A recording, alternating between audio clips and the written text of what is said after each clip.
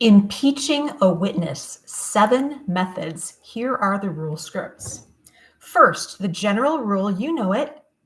Any party may impeach a witness, including who? The party that called that witness. All right, here go our 7 methods. Contradiction. Rule script. A witness may be impeached by a contradictory statement previously offered by that witness to attack the witness's credibility. A witness may be impeached by what? That's right, a contradictory statement previously offered by who? That witness. And who are we attacking? That witness's credibility. Rule script. A witness may be, that's right, impeached by a contradictory statement previously offered by that witness to attack the witness's credibility. A witness may be impeached by a contradictory statement previously offered by that witness to attack the witness's credibility. The sub-rule here is for collateral matters. These are matters outside the scope of the litigation. Isn't it true that you knew Katie well before whatever? A witness may be impeached by a collateral matter for credibility, but you can't use extrinsic evidence to prove it. A witness may be impeached by a collateral matter, but extrinsic evidence is never admissible to prove the statement. A witness may be impeached by what? A collateral matter, but extrinsic evidence is never admissible to prove the statement. All right, collateral matters. What are we attacking? The witness. What are we attacking them on? Credibility. Therefore, the rule statement is, a witness may be impeached with a collateral matter, but extrinsic evidence is never admissible to prove the statement. Isn't it true you knew Katie 10 years ago? No, I didn't. And the prosecution can't bring Katie in. Number 2, bias, interest, motivation. This is an easy one. Rule script. A witness may be impeached by inquiring about any possible bias, interest, motivation, or improper motive for testifying. An opponent may impeach a witness by what? Inquiring about any possible what? Bias or interest or motivation or improper motive for testimony. Let's repeat the whole rule. A witness may be impeached by inquiring about any possible bias, interest, motivation, or improper motive for testifying. Okay, we have 2 sub-rules here. There's an exception for a criminal case, bias, interest, and motivation.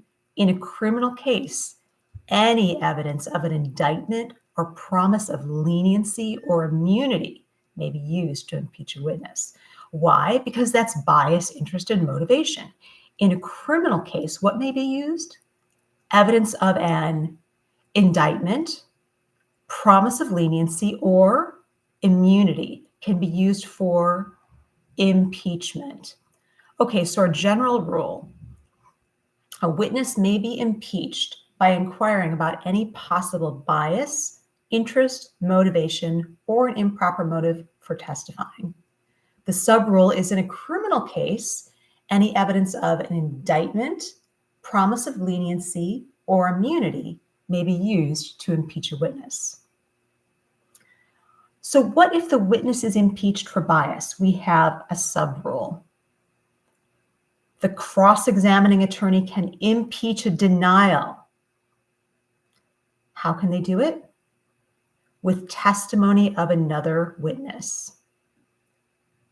The cross-examining attorney may impeach a denial. Of course, this is when the witness has been attacked. They can impeach that denial. Isn't it true that you're a life insurance beneficiary? Okay, sensory deficiencies. These are easy. A trial judge may admit evidence of a witness's inability to perceive, observe, relate, or remember events. Let's say that a different way. A witness may be impeached with their inability to 1, perceive, 2, observe, 3, relate, or 4, remember events. A witness may be impeached with their inability to perceive, observe, relate, or remember. Perceive, observe, relate, remember. Those are our sensory deficiencies. Okay, so we just went through contradiction. Witness may be impeached by a contradictory statement previously offered by that witness to attack their credibility. A witness may be impeached by inquiring about any possible bias, interest, motivation, or improper motive, including evidence of an indictment, promise of leniency, or immunity. A witness may be impeached with sensory deficiencies that may impact their ability to perceive, observe, relate, or remember. Now, number 4, prior inconsistent statement. What's our general rule? A prior inconsistent verbal or written statement is never hearsay. A prior inconsistent verbal or written statement is never hearsay. A prior inconsistent statement is never hearsay. What can it be? Verbal or written. Okay, we know it. If it's offered for oath, it may come in for its truth. If it's not offered for oath, it may be used to impeach. Okay, the witness doesn't have to have prior notice that this is going to be used to impeach them. You can just impeach them with that. But after the witness has been impeached for prior inconsistent statement, they must have the opportunity to explain or deny the statement. Okay, let's simplify that rule. A prior inconsistent verbal or written statement is never hearsay. If it is offered under oath, it may come in to impeach and for its truth. If it is not offered under oath, it may come in for impeachment. The witness must have an opportunity to explain or deny the statement after the statement has been admitted. Okay, that's our rule. A prior inconsistent statement is never hearsay. Offered under oath, comes in for truth and for impeachment. Not offered under oath, used for impeachment.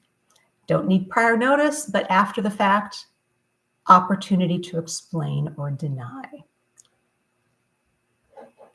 Okay, one little sub-rule here. Why is a hearsay declarant's prior inconsistent statement usable for impeachment? It's hearsay, right? It's used to impeach. It is not offered to prove the truth of the matter asserted. A prior inconsistent statement, even if it's hearsay, can still be used for impeachment because it is not offered to prove the truth of the matter asserted. So that is our sub-rule. If a statement is hearsay, that prior inconsistent statement may be used to impeach because it's not offered to prove the truth of the matter asserted. What if it's admitted for its truth? We've got a hearsay statement and it was admitted for truth. Well, the hearsay declarant may be called as a witness and he can still have his credibility impeached. Okay, moving on to conviction of a crime. Okay, what do we need first? Remember Montgomery? Notice to the defendant so the defendant can dispute admission. You want to admit a conviction of a crime? You need to, in Illinois, make a Montgomery motion so that the defense can dispute the admission. Okay, let's start with the easy one, crimen falsi. Rule statement, the judge must admit any evidence that any witness has committed a crime involving dishonesty or false statement. Okay, let's try that again. The judge must admit any evidence that any witness has committed a crime involving dishonesty or false statement. Try the whole rule. The judge must admit any evidence that any witness has committed a crime involving dishonesty or false statement. That's our crimen falsi rule. Other crimes are always admissible to impeach the witness. Other crimes that are admissible to impeach the witness. Okay, they come in two flavors. Flavor one, civil case, non-defendant witness. If we have a civil case, the witness isn't a defendant. Civil case, non-defendant witness. Flavor one. Rule statement.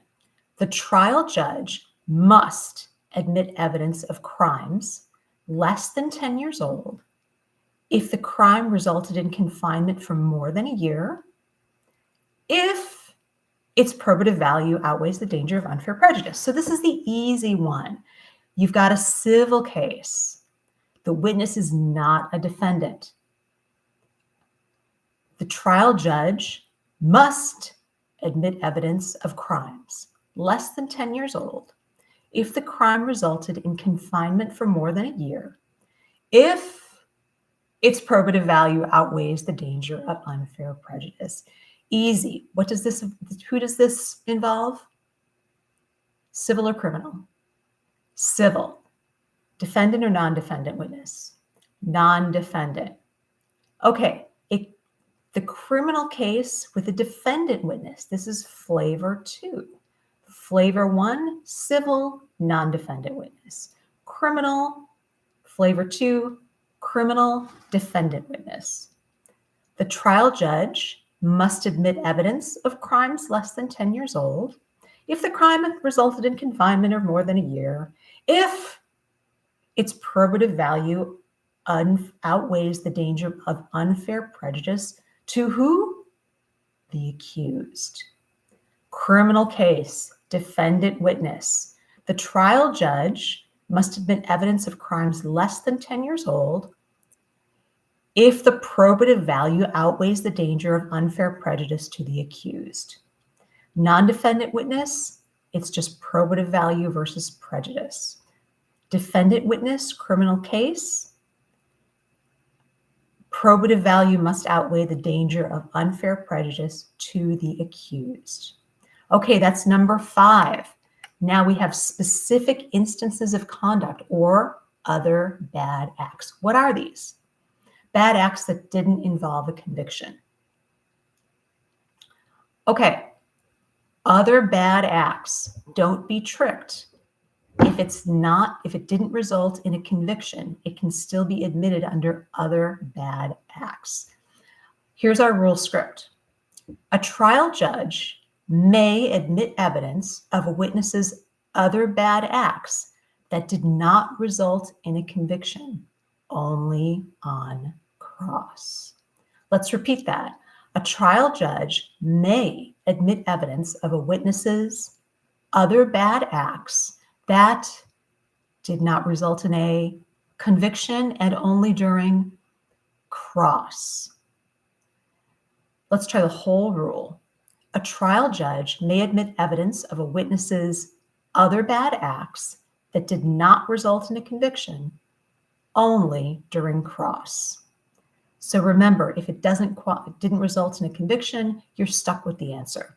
Isn't it true you faked your tax return? Isn't it true you cheated on your law exam? No extrinsic evidence, you're stuck with the answer. Finally, 7, evidence of the witness's character. Here's our rule script. A trial judge may admit evidence of a witness's character by reputation or opinion only after the witness's character for truthfulness has been attacked. Rule, a trial judge may admit evidences of a witness's character only after the witness's character has been attacked. You've got to attack them first. And how do we admit a character evidence? Reputation or opinion for truthfulness. So let's go through the whole rule. A trial judge may admit evidence of a witness's character by reputation or opinion for truthfulness. When? Only after the witness's character has been attacked. There's only one exception to this, and that's if we have a victim of sexual assault. The victim can offer the police report or other extrinsic evidence. We won't worry about that for right now. All right, let's go through our 7. What are our 7? Contradiction. 2, bias, interest, or motivation. 3, sensory deficiencies. 4, prior inconsistent statement. 5, conviction of a crime. Remember, this is crimen facie is a must. It always comes in. Other crimes for impeachment only come in 2 flavors. Civil, non-defendant witness. Crimes less than 10 years old. Confinement of more than a year. Probative value outweighs danger of unfair prejudice. Flavor 2, criminal. Witness is the defendant. Trial judge must admit evidence of crimes less than 10 years old. Crime resulted in confinement more than a year. If what? Probative value outweighs the danger of unfair prejudice to who? The accused. In a criminal case, defendant witnesses, we protect the defendant. Number 6, specific instances of conduct or other bad acts, only admissible if they didn't result in a conviction and only during cross. And we're stuck with the answer. And 7, character for truthfulness by reputation or opinion. When? Only after the witness's character has been attacked. And that's impeachment in a nutshell.